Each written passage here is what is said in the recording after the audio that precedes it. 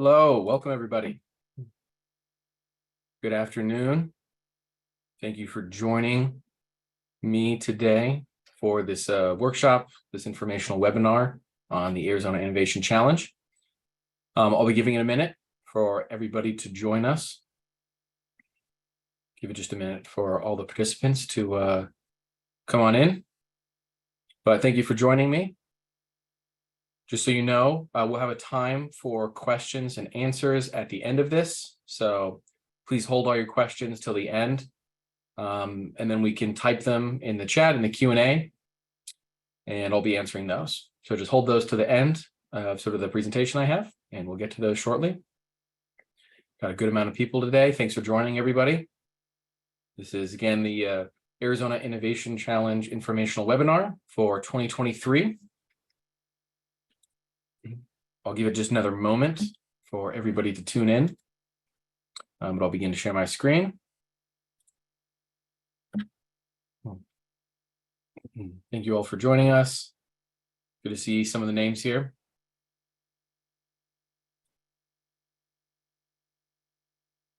All right. There's the screen. I'll just give an extra moment for everyone to join. Let's see. Good to see everybody. All right. With that, we'll begin. Don't worry, everybody. This shouldn't take too long. All right. With that, so thanks for joining. Good afternoon again, everybody. So the 2023 Arizona Innovation Challenge. This is the 13th year, 13th iteration of this program, of the challenge. So it's very exciting. Okay, let's begin. So the objectives of the AIC.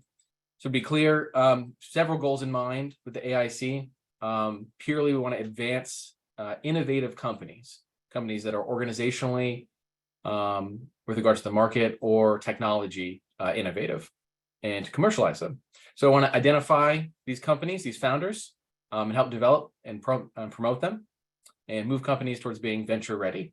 And venture ready is, of course, the name of the accelerator program that winners of the Arizona Innovation Challenge will gain access to. All right, so brief overview. So this is one of the largest online business plan competitions in the nation. As far as I'm aware, it is the largest one that is state-sponsored. It is a 4-month process, and there's sort of 3 phases that it breaks down into.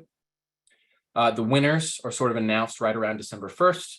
And as I'm sure you're aware, the application period begins on August 1st, just this next Tuesday, and then closes on August 31st.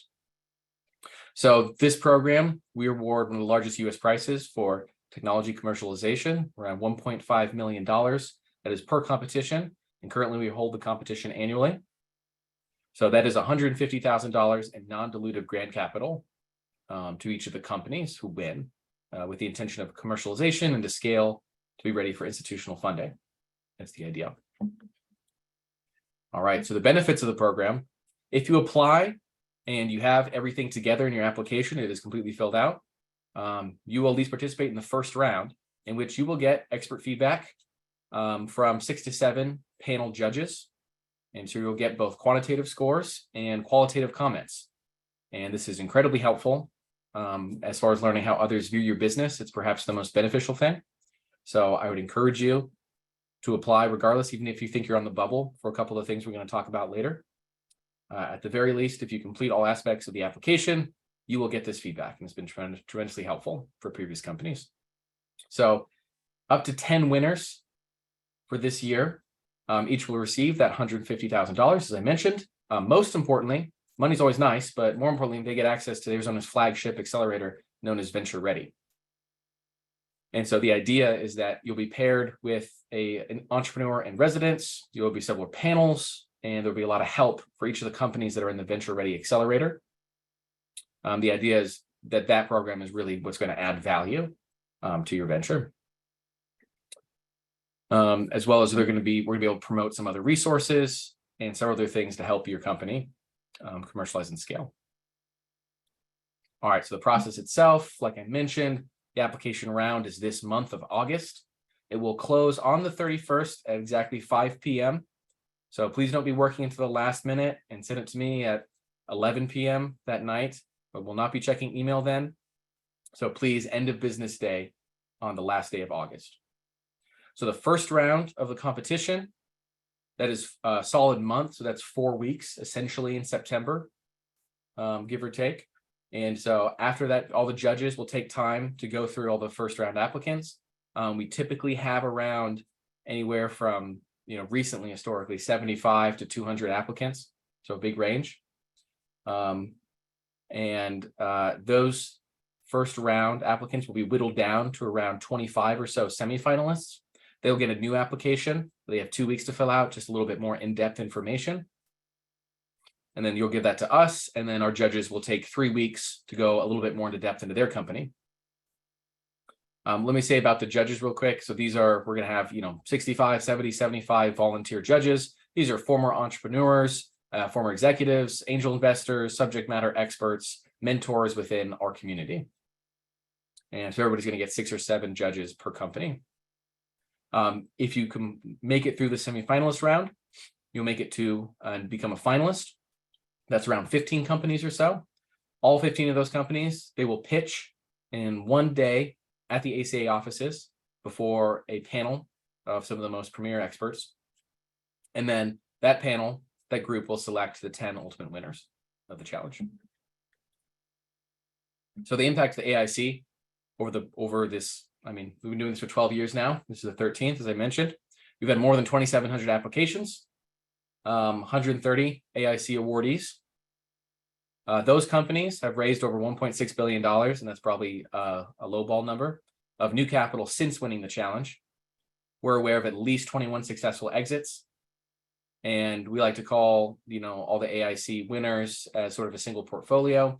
And so that portfolio is valued, again, probably a lowball, but at least over $2.8 billion. It's round 3.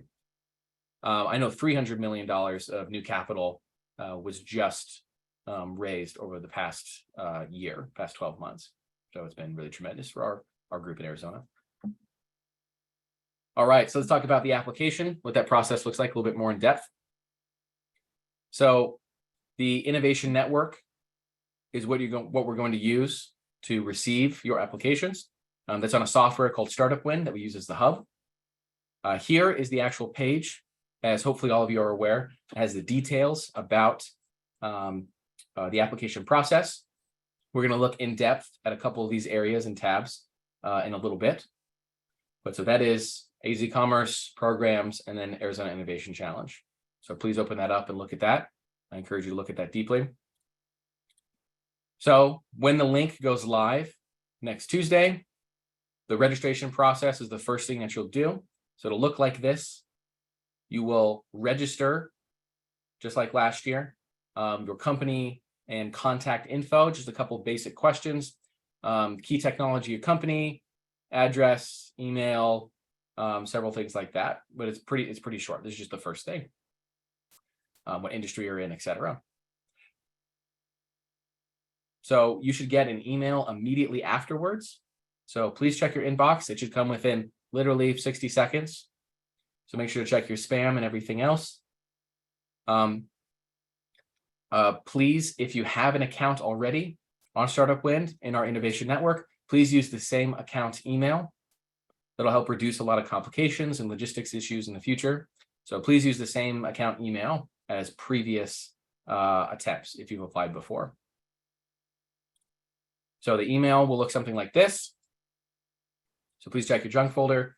This will have your credentials for logging in. If it's your first time, it'll have new credentials. It'll have a temporary password. You're open and log in. It'll have the next steps to complete the application, which I'll demonstrate in just a minute. If you have an account previously, then it'll say, like it says on here, use your existing Startup Wind credentials. So the login page will look like this. You're going to log into the system. You're going to open your business plan, add in your the actual documents, and you're going to click submit. When you're originally creating what's called an idea, in this case, it's a business plan. So you're going to create a business plan. This is going to be your business. This is what the judges will be looking at and evaluating. So add a brief description, the title, that sort of thing, an image if you'd like.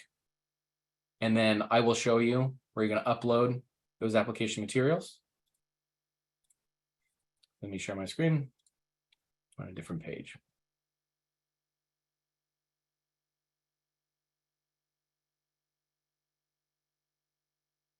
So here,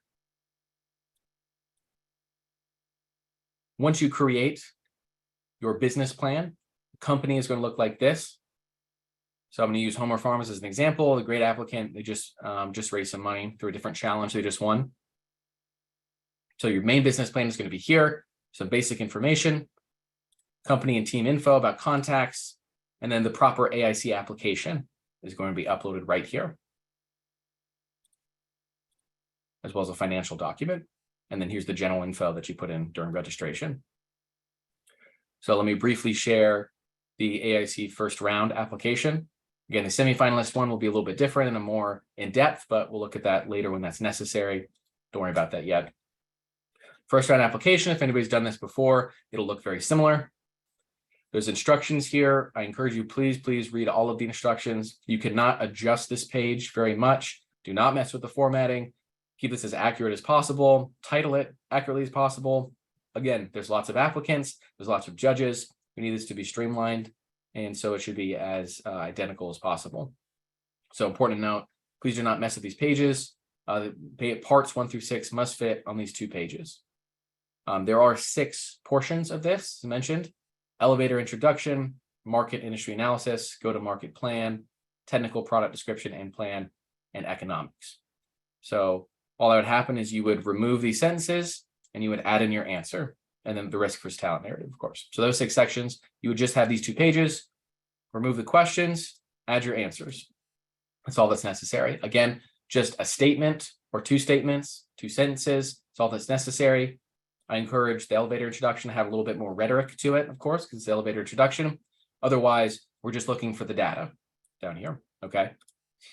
So err on the side of brevity is all I would say. You want to include as much information as possible, but have it be clear and not moving over 2 pages. It must fit within this area. All right. Let me go back to the presentation. We'll look at the website in just a moment.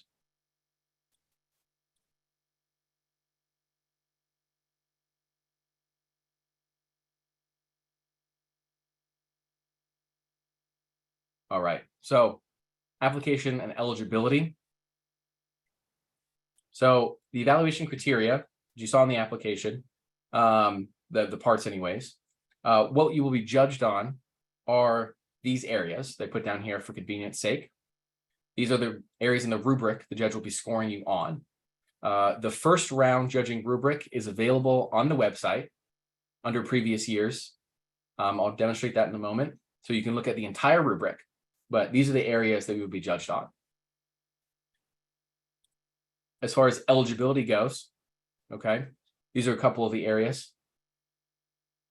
So industry, there's a couple general industries, and you just want to fit within them, and several of them. We'll go over that in just a moment. Innovative ideas, obviously there needs to be some sort of innovative solution here, either organizationally or technically. Corporate status, number of employees. This is a key one. Number of employees, you must have at least in total 2 people working sort of full-time FTE essentially on this venture. So this company shouldn't have just one founder working part-time on it. Now, that's possible if the founder's working part-time and there's 2 other full-time employees, or if there's a founder plus 3 contractors, and that adds up to a total of 80 hours per week or some equivalent. If you think you're on the wall, I encourage you to apply regardless. Before you do so, though, I would ask that you contact me, see if you're an edge case, see if we can make it work. The point is we just want the founders to be sufficiently committed to the venture, as it were. That's the idea. This is a real full-time venture, even though it could be fairly early stage. Doesn't have to be generating revenue yet, of course, but that there's significant efforts dedicated to it. Location is probably the second most important one. So you do not have to be currently situated within Arizona right now, but you do have to be in the process of moving to or planning to move the vast bulk of your operations to Arizona. Doesn't specifically have to be headquartered, but it does have to be a majority of operations within Arizona. a really good solid presence. Again, if you think you're on the line or so there's some complications, please feel free to email me. My email address is josephb@azcommerce.com. If you're in edge case, please do. And there's some more detail about commercialization timing, assets, and then importantly, you can't be a priorly awarded company. So you can't have won the challenge beforehand. All right, let me close that and return to the website. Just demonstrate this a little bit. Again, I encourage you to please carefully read through the website. It has a lot of information. It's perhaps the most important thing you could do to prepare. So here's AIC, the details, hit about. You're going to see some of the things I just covered about the structure and about what Venture Ready looks like. And I encourage you to read the Venture Ready page itself. And there's more in depth about stages, what they look like. Encourage you to read that. In the application, here's the workshop right here that we're in. You will see the application come live on this very page. On the first. Eligibility, that's what we were just talking about. So here are a couple of areas, okay? So if you feel like you fit into 2 or more of these, just pick the one that you feel most represents the company and best fits it. But yes, generally these areas are what we're looking for. Traditionally retail, real estate does not qualify for participation unless there's something unique about there, usually a technical solution. Okay, this says more about that.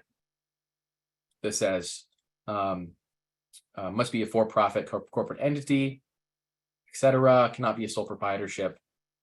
In that same to that same principle, applicant must have at least 2, but no more than 29 employees. And then there's some definitions here. Full-time, we consider working at least 35 hours for this company. That can be paid or unpaid. And then it's the minimum of the 2 employees.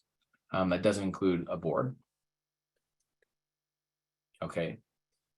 Companies may not have more than 10 million in net assets. That doesn't include investor capital.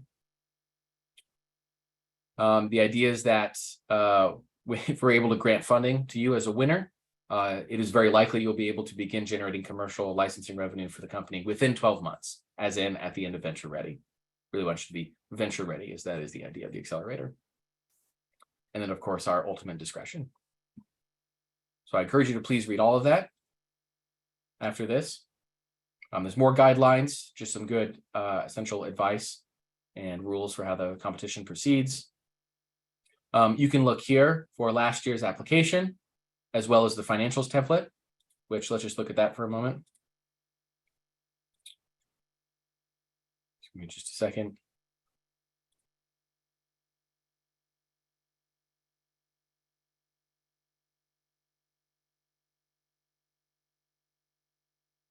Oh, that's not pulling up. We'll look at that later. Just give me a minute. We'll look at that later. But anyway, more importantly, the judging rubric is right here. So I encourage you to look at that. So this is exactly what the judges will be looking at and how they'll be judging. So funding readiness, presentation quality, risk versus talent. I would tell you that clearly here, the emphasis is on product and solution, business model, and then risk and market validation, and then lesser Ds. But they're all, of course, very important. So please read that. Let's see, right here. This an example of what the financials look like. So your name here, and there's going to be some simple projections. So simple what you have for this year and some projections. That's all. It's fairly self-explanatory. Again, the application talks about that in more detail. Nothing too surprising there. It's not a big lift. I, of course, encourage you to apply as soon as possible, but it's not terribly difficult. It's not an enormous amount of work. If you want to see previous awardees, encourage you to look at this page, see some companies, as well as some FAQ over here as well. All right, so we can return to that in Q&A time. Let me switch right back to the presentation. Okay. So let's talk about what it looks like to be an awardee. So if you win, well, congratulations. You get the $150,000 in non-dilutive capital. So the idea is that sort of the first tranche happens at kickoff. So you will contract with the state, with us. We sign the paperwork, and then that kickoff fund will be dispersed. So a third of that. Sort of the second tranche is during the venture ready process. So there's a sort of performance period where we'll be going through panels, and you'll be interacting with your entrepreneur in residence and the rest of us as you move through the program. And then once that sort of performance period ends, sort of around the middle, then you get that second allotment of funds. For the third tranche, that happens at graduation. So upon completion of all aspects of venture ready, you get the last of that capital. So the idea is that this money is discretionary. You enter a legal agreement with us, outlining the expectations for the company, for the receipt of the reward. Then you get this kickoff distribution. And so this basically acknowledges your efforts for having made it through the rigorous process of the Arizona Innovation Challenge. And this helps you gear up at the beginning of the year ahead. So this is discretionary, so you can use it as you see fit and begin to position yourselves well. So the idea is this middle bit here of 75 is that there's 25 that's discretionary and 50 that's prescribed. So there's $5,000 per panel, and there's going to be several panels during the venture ready process. The winners will go through. And the prescribed amount, so your coach, your mentor that your company would be paired with, which again is probably the most valuable part of the program, of winning the challenge. They get an honorarium per panel. And then 45 is reserved for entrepreneurial support services. So the idea is that there's going to be some contractors or some particular vendors or other organizations that we're related to around Arizona that we want to match you with. And this is money that'll be spent on supporting you and gearing up the company in a particular way to the discretion of the EIR, of course, and yourself. All right. Then there's graduation event. So there's a final panel. Entrepreneurs, you guys, they devote a lot of passion and effort into funding and developing their businesses. So we want to celebrate and showcase sort of the finished product. So there's the panel, and then there's the showcase event with the award and congratulations and the big check.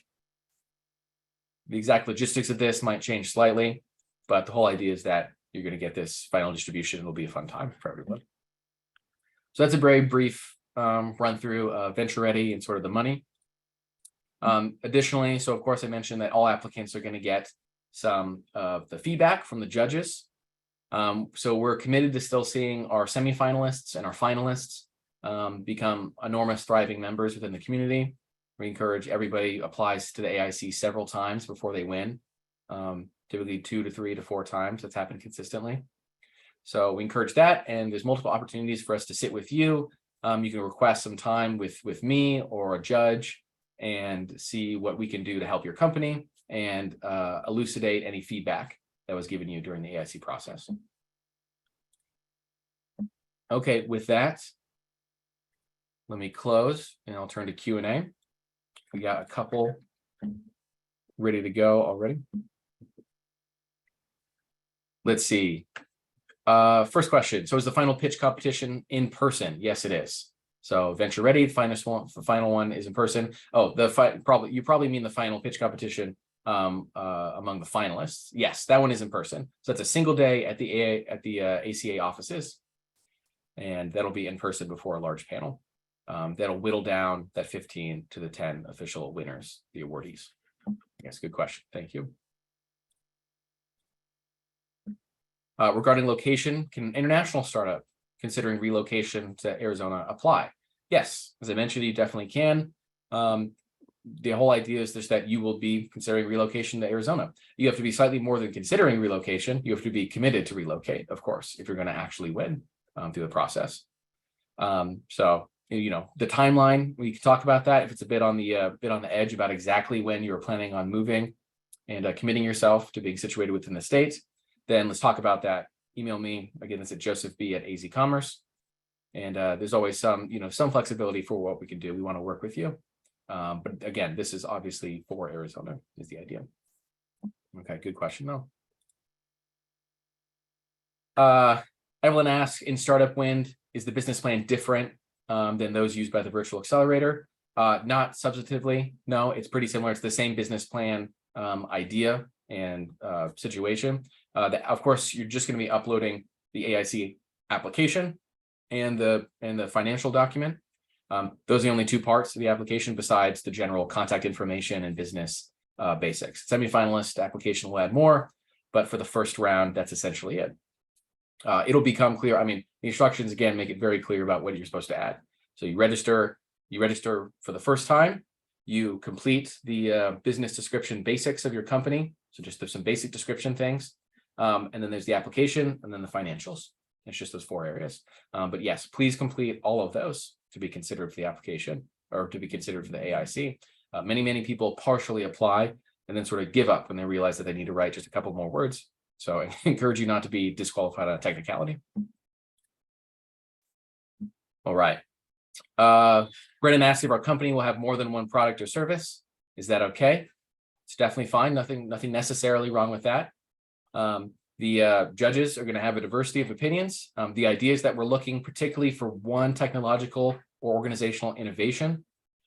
So there's a clarity, of course, in more early stage companies that occurs. What exactly are you shooting for, particularly with regards to market fit validation? If you have some questions, particularly about what would be better, one service or one product line, or what the unit economics look like, feel free to email me. All right. Another question: are you planning to share this webinar? Yes, this specific one is being recorded. This recording will be posted to the page, the application page, after this. And so during the application period, this will be available for review as well. So if you'd like to share that with people, it'll be available on that same page. So AZ Commerce Programs, Arizona Innovation Challenge. So yes, feel free to share that.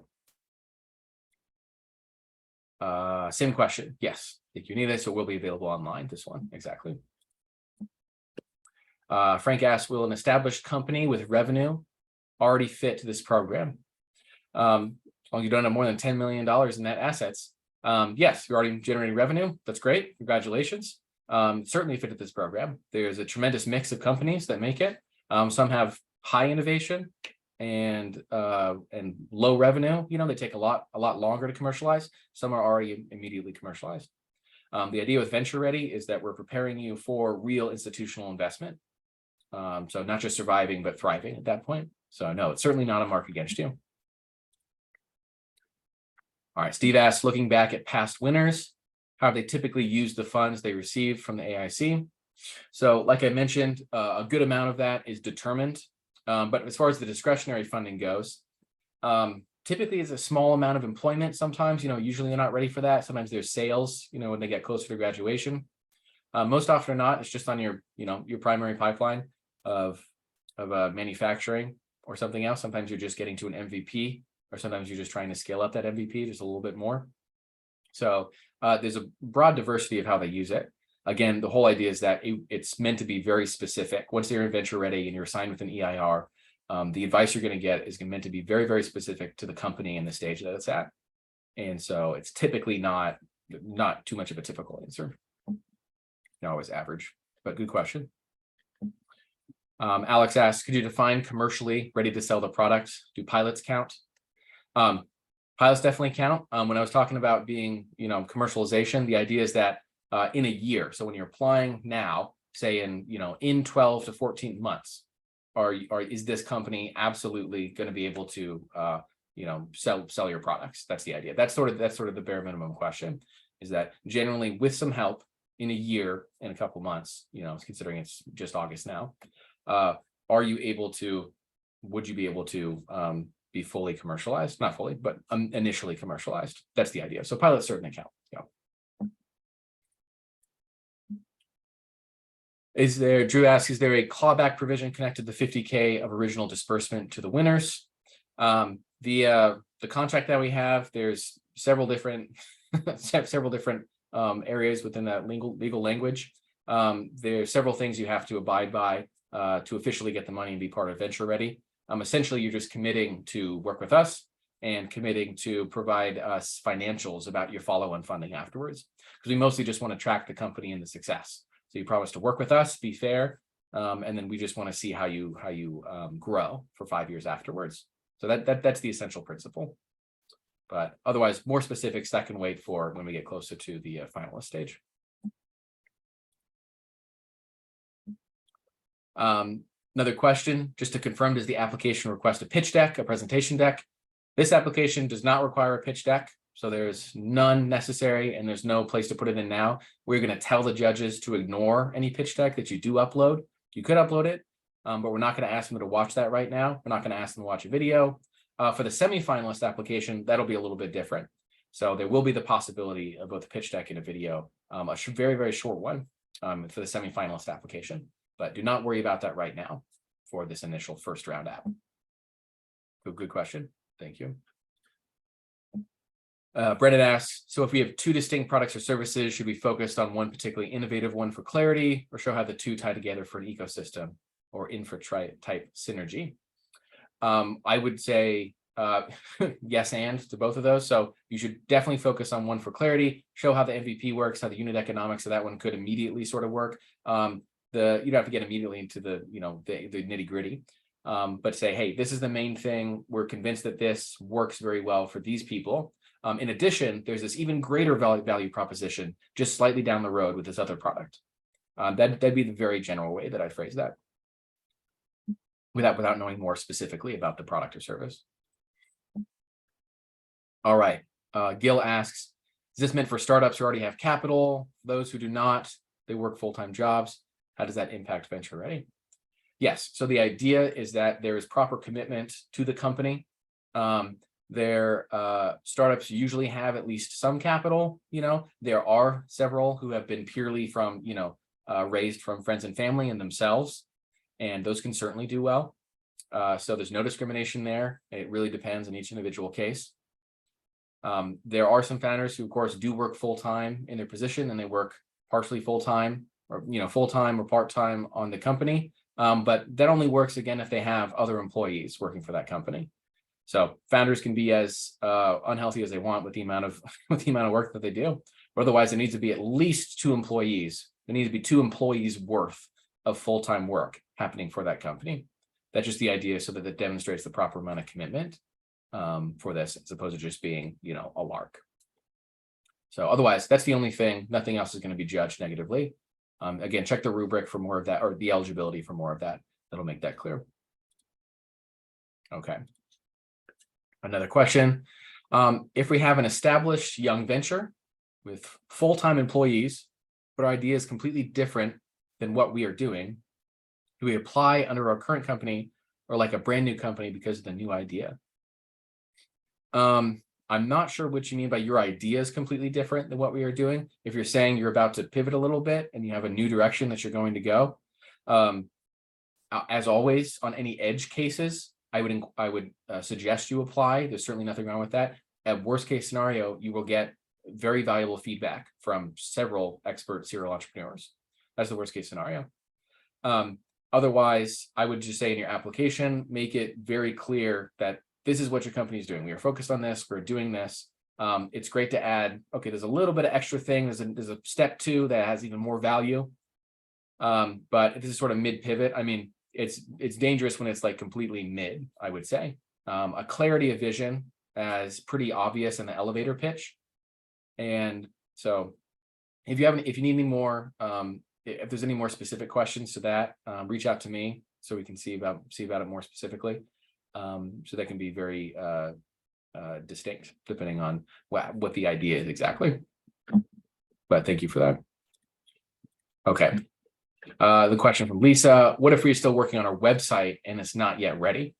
Website's totally not is fairly optional. You should have a website. If the website's just your LinkedIn, then that's what it is.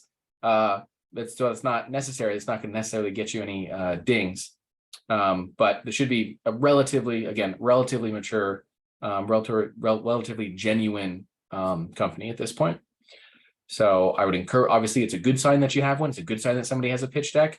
Yes, people have made it into the final rounds and even have won without having a good website or without having a website or without, but not without having a pitch deck. I will say by the time you reach semi-finalist area, you should absolutely have one. So that's one thing. Hope that makes sense. Okay. That was 15 questions. Good stuff. Any more questions? 4 or 5, we got a little bit more time. I'll give it a minute. I put in any more questions. I will say again, read the website, look for that eligibility, look through the guidelines, look at the last year's application. It'll be very, very similar.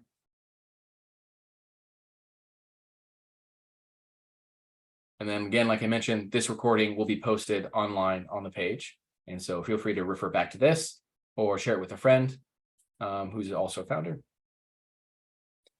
All right, no more questions. I think that's it then. We'll call it. Thank you guys very much for attending. Appreciate your attention. And I look forward to a tremendous 2023 Arizona Innovation Challenge. All right, look forward to seeing your application. Bye, everybody.